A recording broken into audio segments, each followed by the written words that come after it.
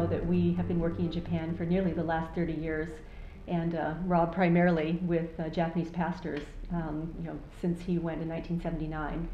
But since leaving Japan 6 years ago, God has really been opening up new doors of opportunity even wider than Japan.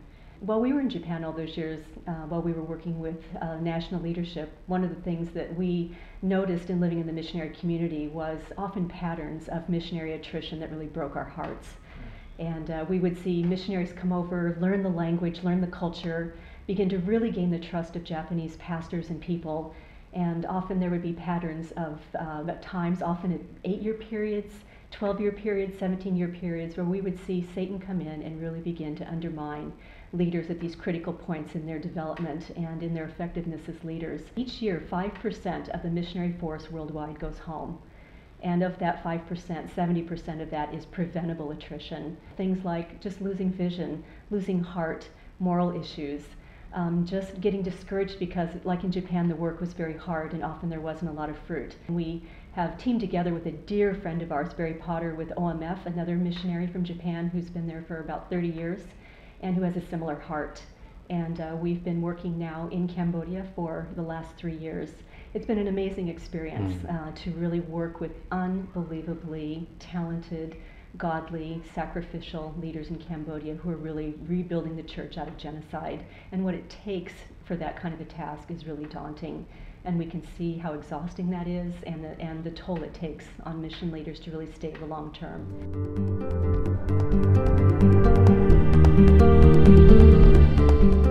And so we've been building networks of missionary leaders. They're inviting people from lots of organizations to come together and to form learning networks, learning communities.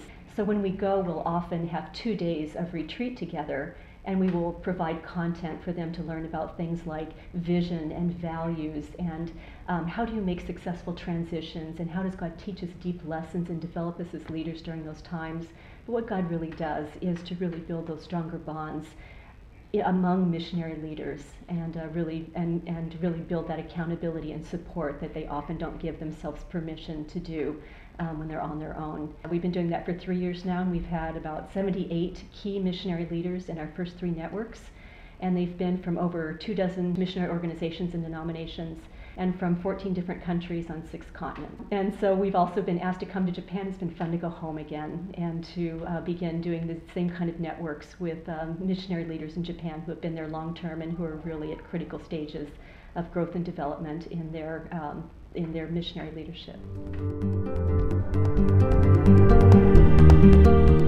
But does that mean that we have stopped having a heart for a vision for national leadership? And that's definitely a no. That of anything, this is expanding that even more so. And so for me, along with working with Jean and Barry, with the missionaries that are there, and helping to raise up from those who are already there, the leaders that are taking over for us. So it's our hope that after 3 years, pretty much all of the facilitation, either up front or the small group facilitation, will be done by leaders who are living in Cambodia.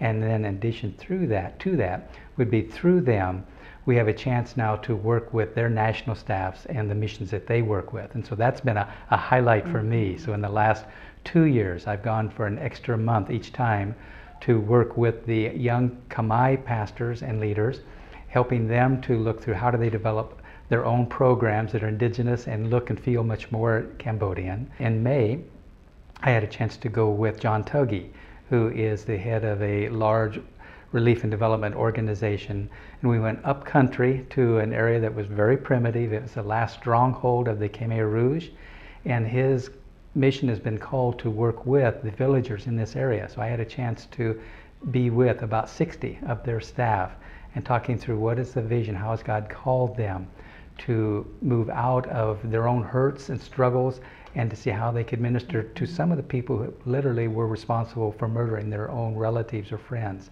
and just to see God's healing come through in both a practical way but also in a very spiritual way. So it's been fun to see this now begin to move into the Cambodian church as well. Our heart is to serve missionaries. It came out of our heart for the friends that we, in a way, lost in Japan. And so we just went to Cambodia at the invitation of long-term missionaries there, just to serve that population of missionaries. And again, the invitation came from friends in Japan who saw the need there and asked us to come. So we come at the invitation of a group of people who really have a corporate need for renewal and bonding. And so there are several other opportunities. We have been invited to a city in communist East Asia, and we're going to be checking out that possibility sometime in the next year, as well as in South Asia. We will be partnering with possibly a couple other divisions of ministry within CRM to be looking at a possibility working with some high-level national leaders in an area of South Asia. So who knows what God's going to be doing in the future, but more doors than we can possibly walk through at this point.